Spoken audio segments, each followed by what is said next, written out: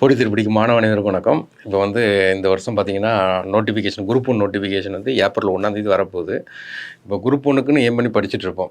இப்போ அவங்களுக்கு நமக்கு எப்படி கவர் பண்ணணும், என்னென்ன ஸ்டேஜ் இருக்குது, ஏன்னா எப்படி ப்ரிப்பேர் பண்ணுங்கிற மாதிரி பார்க்க போகிறோம். இதுக்கான ஒரு அறிமுக வகுப்பு தான் நாளைக்கு எல்லா சென்டர்லையுமே நடக்கும். இப்போ நம்ம குரூப் 1 கேட்டகரின்னு பார்க்கும்போது நமக்கு என்னென்னா ஒரு 8 கேட்டகரி வருது. நமக்கு என்னங்கன்னா ஃபஸ்ட்டு டெப்டி கலெக்டர், இதை தான் எல்லாருமே ஏம் பண்ணி படிப்பாங்க. 2வது டிஎஸ்பி, என்ன அடுத்தது பார்த்திங்கன்னா 3வது பார்த்திங்கன்னா deputy register and cooperative society, எல்லாமே குரூப் 1 கேட்டகரி. அப்புறம் assistant commissioner commercial tax department, assistant director of rural development. ஏன்னா இப்போ மெயினாக டெப்டி கலெக்டரு, அடுத்து டிஎஸ்பி, அடுத்து ரூரல் டெவலப்மெண்ட் அசிஸ்டன்ட் டைரக்டர் எதிர்பார்ப்பாங்க. அடுத்து பார்த்திங்கன்னா டிஸ்ட்ரிக்ட் எம்ப்ளாய்மெண்ட் ஆஃபீஸர், அப்புறம் ரிஜிஸ்ட்ரேஷன் டிபார்ட்மெண்ட்டில் டிஸ்ட்ரிக்ட் ரிஜிஸ்டர், அடுத்து டிஎஃப்ஓ, ஏன்னா ஃபயர் டிபார்ட்மெண்ட்டில் district fire officer, fire and rescue officer. இந்த 8 கேட்டகரியான போஸ்ட்டு. இதை தான் நம்ம இந்த போஸ்ட்டுக்காண்டி தான் நோட்டிஃபிகேஷன் வரப்போகுது. நீங்கள் நோட்டிஃபிகேஷன் எப்போ வரப்போகுது அப்படின்னு சொல்லி பார்க்கும்போது நமக்கு 1/4/2025 ஏப்ரல் 1 வரப்போகுது. ஆனால் எக்ஸாம் பார்த்திங்கன்னா அடுத்த மாதம், அதாவது ஜூன் மாதம் நமக்கு என்ன பண்ணாங்கன்னா 15ஆம் தேதி எக்ஸாம் டேட் கொடுத்துட்டாங்க. நீங்கள் இப்போவே ப்ரிப்ரேஷன் ஆரம்பித்தாதான் நம்ம எக்ஸாமை கிராக் பண்ண முடியும். அப்போ நமக்கு இதை பொறுத்த வரைக்கும் பார்த்திங்கன்னா நமக்கு எக்ஸாம் எழுதுறதுக்கு மெயினாக காம்படிட்டிவ் எக்ஸாம் எழுதுறதுக்கு மெயினாக என்ன தேவைன்னு கேட்டிங்கன்னா ஏஜ் லிமிட் தான் மெயின் ஃபேக்ட்டு. பிறகு கம்யூனல் ஃபேக்ட்டு, நம்ம என்ன கம்யூனல், 3வது எஜுகேஷன். இந்த 3 தான் மெயின் குவாலிஃபிகேஷன். அப்போ எஜுகேஷன், ஏஜ், என்ன கம்யூனிட்டியில் வரங்கிறது. அப்போ ஏஜ் லிமிட்டுன்னு பார்க்கும்போது மினிமம் 21 வயசு முடிஞ்சிருக்கணும் மினிமம். அதுக்கப்புறம் பார்த்திங்கன்னா இப்போ ஜென்ரல் கேட்டகரியாக வரும்போது நமக்கு 34 வயசு, 21லேருந்து 34 வயசு வரைக்கும் இருந்தீங்கன்னா நீங்கள் ஜென்ரல் கேட்டரியில் உள்ளவங்க எக்ஸாம் எழுதலாம். லா முடிச்சிருக்கீங்க அப்படின்னா இந்த assistant commissioner commercial tax department இருக்குது பார்த்திங்கன்னா, அதுக்கு அந்த போஸ்ட்டுக்கு 1 இயர் எக்ஸ்டெண்ட் பண்ணியிருப்பாங்க, 35 வரை எழுதலாம். இதே நம்ம வேறு கம்யூனிட்டி எம்பிசியோ, டிசியோ, பிசியோ, எஸ்சி, எஸ்டி இந்த கம்யூனிட்டியில் இருந்தோன்னா நம்ம எந்த வயசு வரைக்கும் எழுதலாங்கன்னா 21லேருந்து 39 வரை எழுதலாம். அதுலேயுமே லா முடிச்சிருந்தால் அந்த கமர்ஷியல் டேக்ஸ் டிபார்ட்மெண்ட்டுக்கு மட்டும் 40 வரை நமக்கு எலிஜிபிள் ஆகும். இது ஏஜ் ரிலாக்ஸேஷன். நெக்ஸ்ட்டு பார்த்திங்கன்னா எஜுகேஷன் குவாலிஃபிகேஷன் பார்த்திங்கன்னா நமக்கு கண்டிப்பாக என்னங்கன்னா எனி டிகிரி, ஏதோ ஒரு டிகிரி, ஒரு பேச்சுலர் டிகிரி முடிச்சிருந்தாவே எலிஜிபிள். அப்போ நமக்கு ஏஜ் குவாலிஃபிகேஷன் எஜுகேஷன் அப்புறம் கம்யூனிட்டி வச்சு தான் நமக்கு ரிசர்வேஷன் இருக்கும், அதையும் கொடுத்துட்டோம். அப்போ இந்த 3 தான் காம்படிட்டிவ் எக்ஸாமுக்கு ஒரு முக்கியமான ஃபேக்ட்டு. இப்போ குரூப் 1 செலெக்ஷன் ப்ரொசீஜர் டிஎன்பிசி பொறுத்த வரைக்கும் எப்படி இருக்குது அப்படின்னு சொல்லி பார்த்தீங்கன்னா, இதான் நமக்கு செலெக்ஷன் ப்ரொசீஜர். அப்போ நமக்கு பார்த்தீங்கன்னா 3 ஸ்டேஜை தாண்டணும் நீங்கள். ஃபஸ்ட்டு ப்ரிலிம்ஸ், 2வது பார்த்தீங்கன்னா மெயின்ஸு, 3வது பார்த்தீங்கன்னா பர்சனாலிட்டி டெஸ்ட் இன்டர்வியூ. இப்போ ப்ரிலிம்ஸ்னு பார்க்கும்போது இது அப்ஜெக்டிவ் டைப்பில் நமக்கு எம்சிக்யூ பேட்டர்னில் ஒரு 200 கொஷின் இருக்கும். அதுக்கு சிலபஸ் கொடுத்துருப்பாங்க. அதுக்கும் இப்போ இந்த வருஷம் பார்த்திங்கன்னா எந்தெந்த ஏரியாவிலேருந்து எவ்வளோ கொஷின் கேட்பாங்கிறத சொல்லிட்டாங்க. அது நமக்கு பெரிய அட்வான்டேஜஸ். அந்த 200 கொஷினில் ஜென்ரல் நாலேஜ் ஒரு 6 யூனிட்டாக பிரிச்சுருக்காங்க. பார்ட் ஏன்னு பிரித்து வச்சு நமக்கு என்னென்னா 175 கொஷின் கேட்காங்க. அடுத்த ஆப்டிடியூடு பார்த்திங்கன்னா 25 கொஷின் கேட்காங்க. அப்போ நமக்கு இந்த இதில் ஒரு 150 போட்டால் நமக்கு சேஃபாக இருக்கும். அப்போ நமக்கு ப்ரிலிம்ஸுங்கிறது பேட்டர்ன். அந்த ப்ரிலிம்ஸ் பேட்டர்ன் எப்படி கொஷின் கேட்பாங்க கேட்டிங்கன்னா, அதில் டைப் ஆஃப் கொஷின் இருக்கும். சில கொஷின் டேரெக்டாக இருக்கும். இப்போ எக்ஸாம்பிளுக்கு பார்த்தீங்கன்னா அந்த ப்ரிலிம்ஸ் லெவலில் பார்க்கும்போது நமக்கு சில கொஷின் பார்த்திங்கன்னா ஸ்டாட்டிக் ஓரியன்டாக இருக்கும், சில கொஷின் பார்த்திங்கன்னா கான்செப்ட் ஓரியன்டாக இருக்கும்.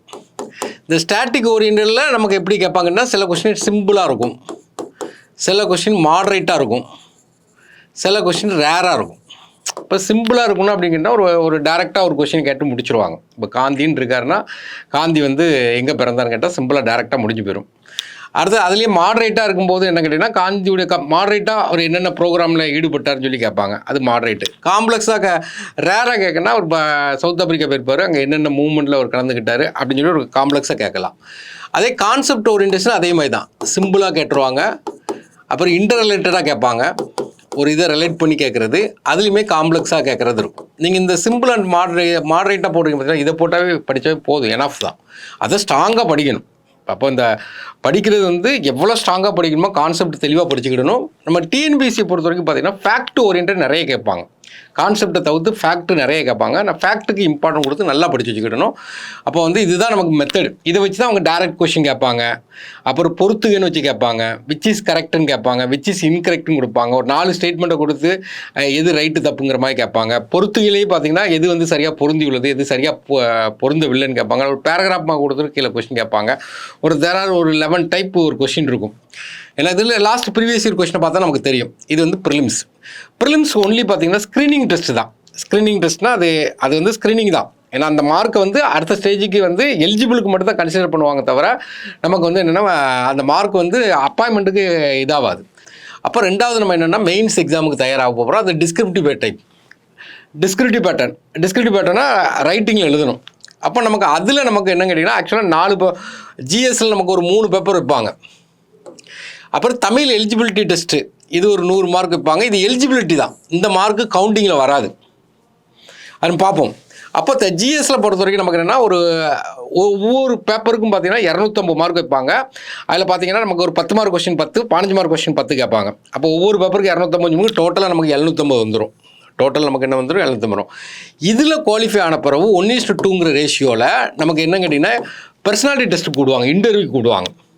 அப்போ இன்டர்வியூ கூடும்போது 100 மார்க் இன்டர்வியூ இருந்தாலும் மேக்ஸிமம் மார்க்கு 75 மார்க் போடுவாங்க. மேக்ஸிமம் மார்க் 3/4 மார்க் தான் மேக்ஸிமம் போடுவாங்க.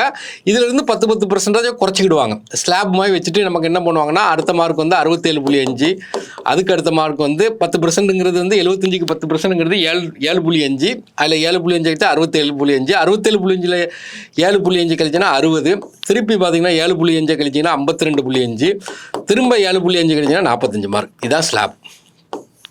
5 ஸ்லாப் இருக்கும்.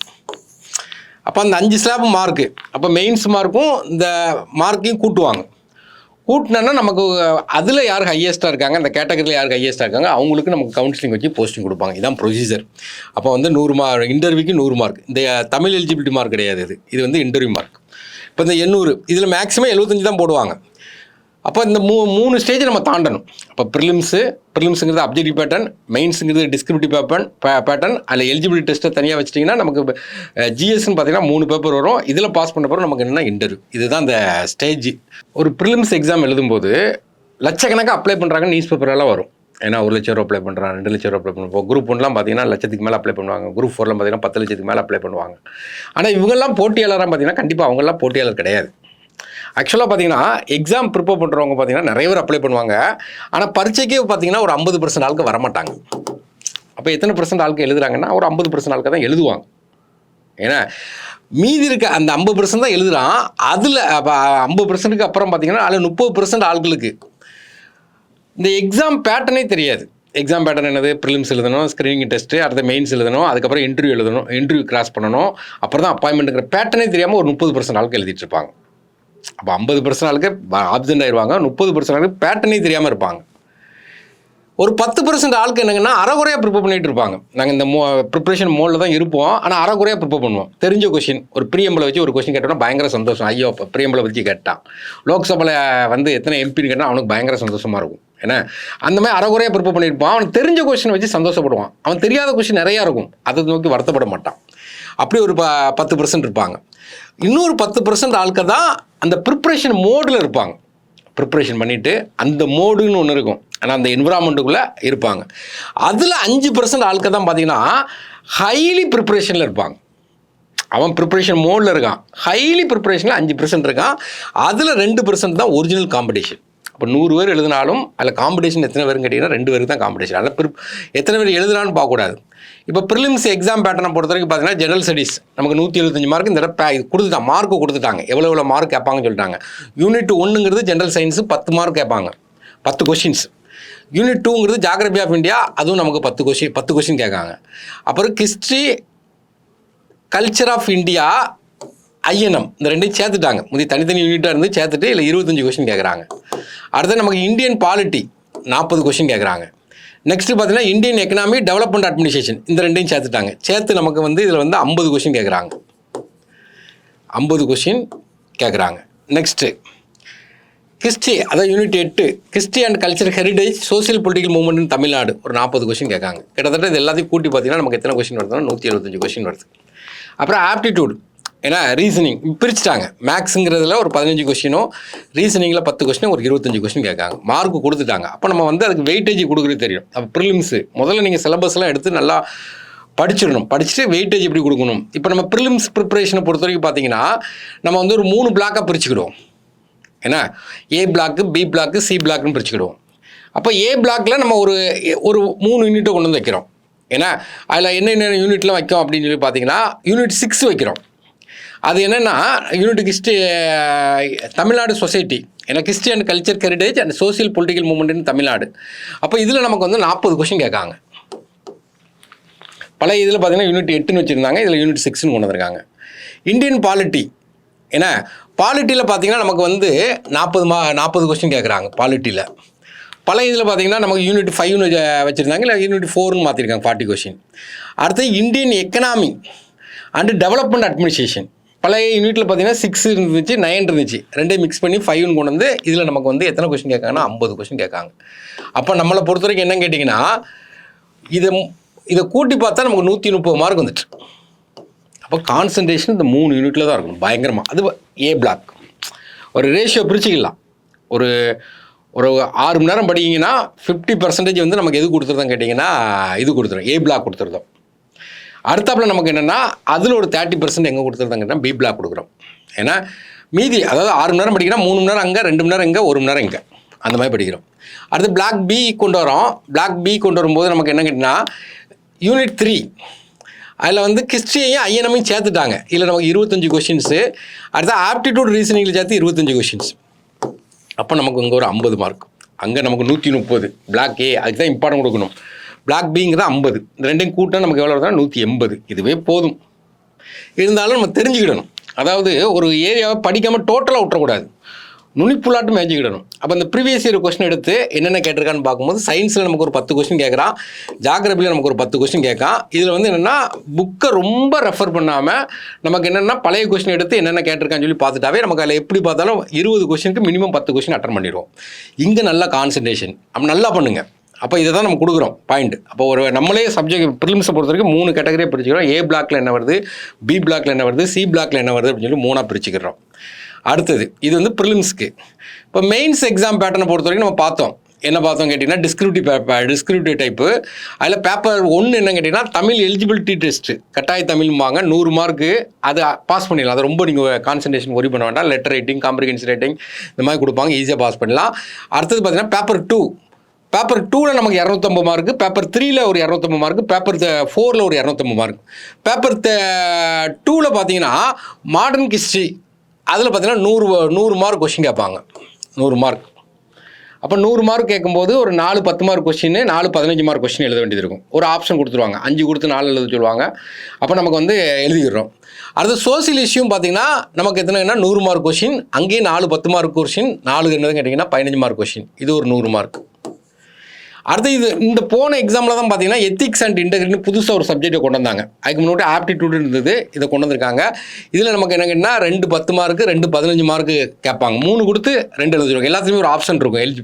அப்போ எத்திக்ஸில் ஒரு 50 மார்க். அப்போ இது வந்து பேப்பர் 1. பேப்பர் 2 பொறுத்த வரைக்கும் என்னங்கன்னா பாலிட்டியில் 100 மார்க். அதே மாதிரி தான் 4 10 மார்க் கொஸ்டின், 4 15 மார்க் கொஸ்டின், 5 கொடுத்து 4 எழுத சொல்லுவாங்க. அடுத்து சயின்ஸ் அண்ட் டெக்கு பார்த்தீங்கன்னா 100 மார்க்கு. 100 மார்க்கில் பார்த்தீங்கன்னா 4 10 மார்க் கொஸ்டின் கேட்பாங்க, 4 15 மார்க் கொஸ்டின் கேட்பாங்க. அப்போ 5 கொடுத்து கேட்பாங்க. அடுத்து பார்த்தீங்கன்னா தமிழ் சொசைட்டி. இந்த தமிழ் சொசைட்டி மட்டும் நீங்கள் எந்த லாங்குவேஜ், தமிழ் எழுதினாலும் எழுதலாம், இங்கிலீஷ் எழுதினாலும் எழுதிக்கலாம். மற்ற லாங்குவேஜ்லாம் நீங்கள் என்ன சூஸ் பண்ணுறீங்களோ அதை மட்டும் தான் எழுத முடியும். தமிழ் எழுதுனீங்கன்னா என்டையர் பேப்பர் தமிழ் எழுதணும், இங்கிலீஷில் சூஸ் பண்ணிங்கன்னா என்டையர் பேப்பர் இங்கிலீஷில் எழுதணும். அதுமாதிரி தமிழ் சொசைட்டி இங்கேயும் நமக்கு அதேமாதிரி தான் 3 கொடுத்து 2 எழுத சொல்ல போகிறாங்க. இதில் நமக்கு ஒரு 200 மார்க். அடுத்து பார்த்தீங்கன்னா பேப்பர் 4ன்னு பார்க்கும்போது ஜாகிரபியில் நமக்கு வந்து 75 கொஸ்டின், அதாவது 3 10 மார்க் கொஸ்டின், 3 15 மார்க் கொஸ்டின், 4 கொடுத்து 3 எழுத சொல்ல போகிறாங்க. அடுத்து என்விரான்மெண்ட், அதுலேயும் 75 மார்க்கு, 4 கொடுத்து 3 எழுத போகிறாங்க. அடுத்து இந்தியன் எக்கனாமி 100 மார்க். அப்போ நமக்கு என்ன கேட்டிங்கன்னா 4 10 மார்க் கொஸ்டின், 4 15 மார்க் கொஸ்டின், 5 கொடுத்து எழுத சொல்ல போகிறாங்க. இதெல்லாம் ப்ராக்டிஸ் தான். ஏன்னா இது நமக்கு மெயின்ஸ் பட்டன். நெக்ஸ்ட்டு பார்த்தீங்கன்னா நமக்கு இன்டர்வியூ பற்றி பார்த்தோம். அப்போ 3 ஸ்டேஜ் தாண்டி வரோம், ப்ரிலிம்ஸு, மெயின்ஸு, இன்டர்வியூ. இப்போ இந்த மெயின்ஸில் லாஸ்ட்டாக கொண்டு வந்து இப்போ எத்திக்ஸுங்கிற ஒரு சாப்டர் கொண்டு வந்தாங்க. அந்த எத்திக்ஸுங்கிற சாப்டரில் நமக்கு என்ன கேட்டிங்கன்னா 2 10 மார்க்கு 2 15 மார்க்கு.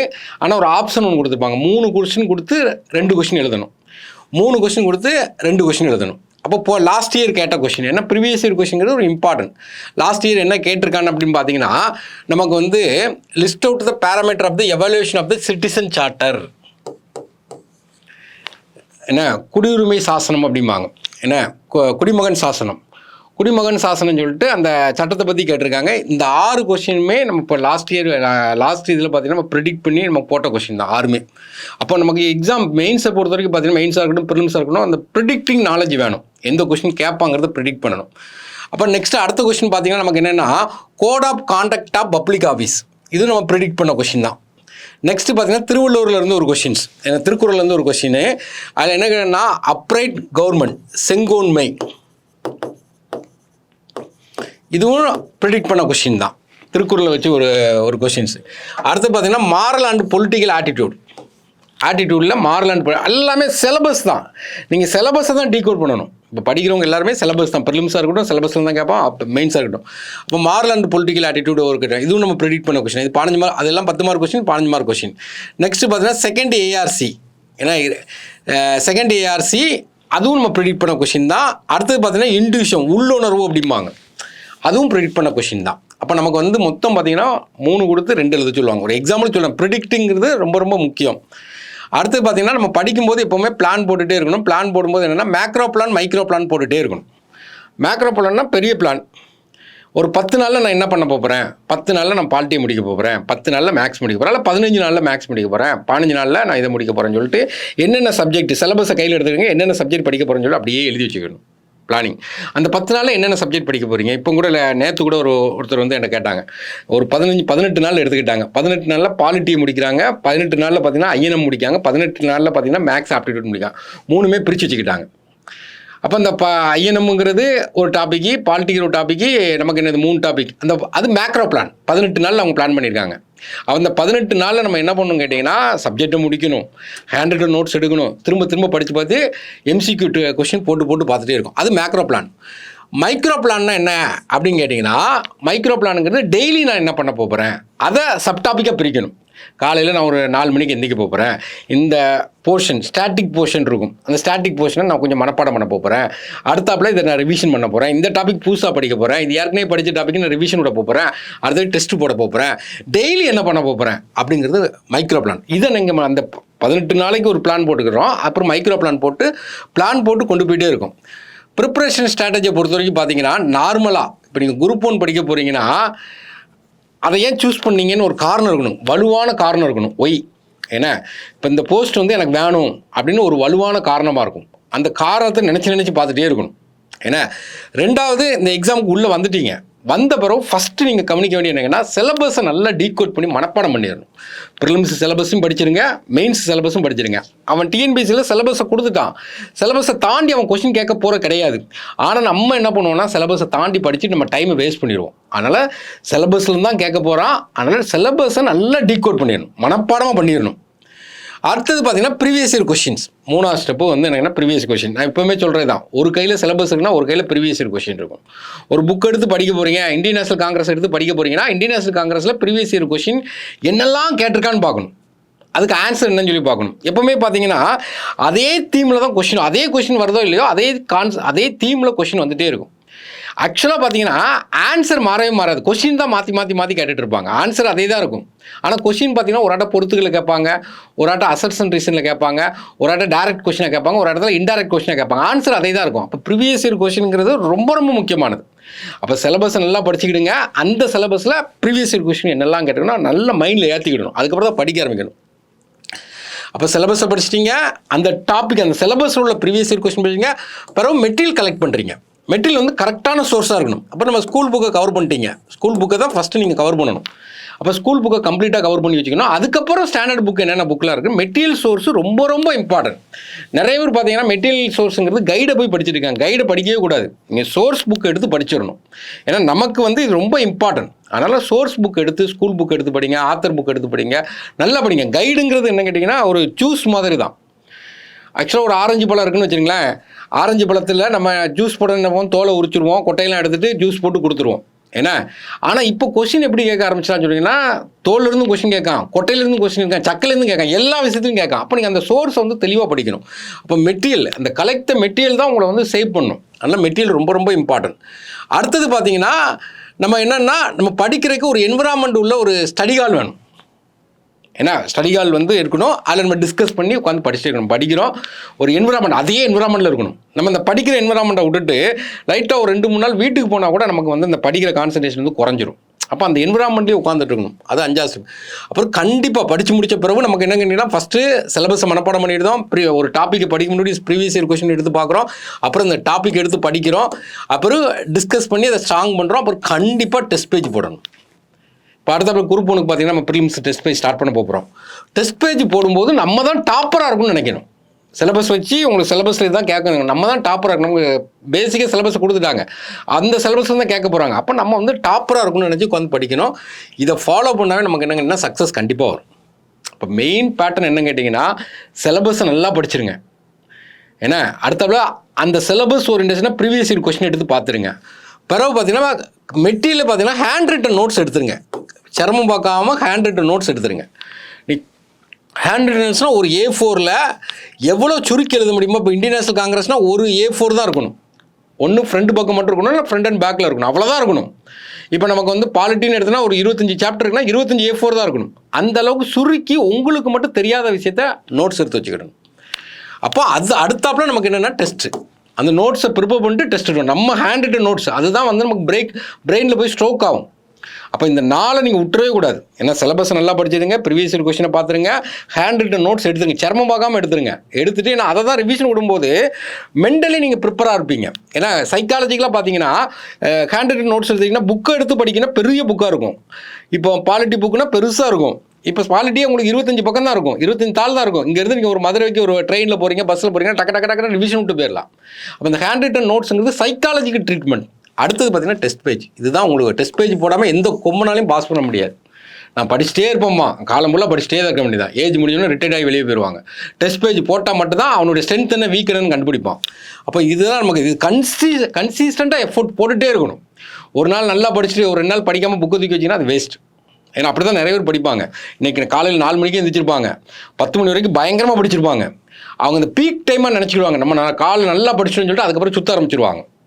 ஏன்னா படத்துக்கு போகிறது, அங்கே போகிறது, இங்கே போகிறது அப்படின்னு சொல்லி சுற்றிட்டு திரும்ப படிப்பாங்க. அப்பெல்லாம் படிக்கக்கூடாது. ஒரு இடத்துல நல்ல மூடு இருந்தால் நல்லா அப்படியே அந்த மூடு அப்படியே கொண்டு போய் படிக்க தான் செய்யணும். ரிலாக்ஸ்லாம் பண்ண வேண்டாம். ஏன்னா தேவைப்பட்ட நேரத்தில் மட்டும் போயிட வேண்டியதான். அப்போ அந்த எஃபோர்ட் வந்து பீக்காக இருக்க டைம் படிச்சுட்டு மற்ற டைம் நீங்கள் விட்டுறக்கூடாது. 1. 2வது எந்திரிச்ச உடனே உட்காந்து படிங்க. எந்திரிச்ச உடனே உட்காந்து படிக்கும்போது என்ன ஆகும் கேட்டிங்கன்னா கான்சன்ட்ரேஷன் மாறாது. 2வது பயமே இருக்காது. எந்திரிச்ச பிறகு பல்லகளில் விளக்கிட்டு அப்படியே ஒரு டீ சாப்பிட்டு அப்படியே வந்தீங்கன்னு வச்சிங்கன்னா உங்களுக்கு பயம் வந்துடும். இதை படிக்கவா, அதை படிக்கவா, அவ்வளோ காம்படிஷன் இருக்குது, அப்படி இப்படின்னு பயம் வந்துடும். எந்திரிச்ச உடனே படிக்கும்போது பயமே இருக்காது. ஆனால் எந்திரிச்ச உடனே உட்காந்து படிங்க. இதுதான் உங்களுக்கு ஸ்ட்ராட்டஜி. ஏன்னா அப்போ உட்காந்து நல்லா படிங்க. இப்போ வந்து நமக்கு நாளைக்கு பார்த்தீங்கன்னா எல்லா சென்டர்லையுமே இந்த பிசிஎம் பேஜுக்கு இந்த குரூப் 1க்காண்டி ஒரு கிளாஸ் வச்சுருக்கோம். அதுக்கு வந்து உங்களுக்கு ஸ்டடி மெட்டீரியல் ஒன்று கொடுப்பாங்க. இப்போ நமக்கு மெயினாக ஸ்டடி மெட்டீரியல் இதான் ஸ்டடி மெட்டீரியல். எது ஸ்டடி மெட்டீரியலு? சிலபஸ்ஸு, ஏன்னா அடுத்து ப்ரீவியஸ் இயர் கொஷின்ஸு, அதுக்கு சொல்யூஷன். இந்த 3 நாளைக்கு தருவாங்க. ப்ரிலிம்ஸ்க்கும் தருவாங்க, மெயின்ஸுக்கும் தருவாங்க. நீங்கள் என்ன பண்ணணும்னு கேட்டிங்கன்னா இப்போ நம்ம சொன்னதை வச்சு கொஞ்சம் பார்க்க போகிறோம். அதனால் இந்த வாய்ப்பை நீங்கள் பயன்படுத்துங்க. நாளைக்கு எல்லா சென்டர்லையுமே பார்த்தீங்கன்னா ஏற்கனவே கிராக் பண்ணவங்க வந்து உங்கள்கிட்ட வந்து எக்ஸ்பிளைன் பண்ணுவாங்க, உங்கள் டவுட்டை கிளியர் பண்ணிக்கலாம்.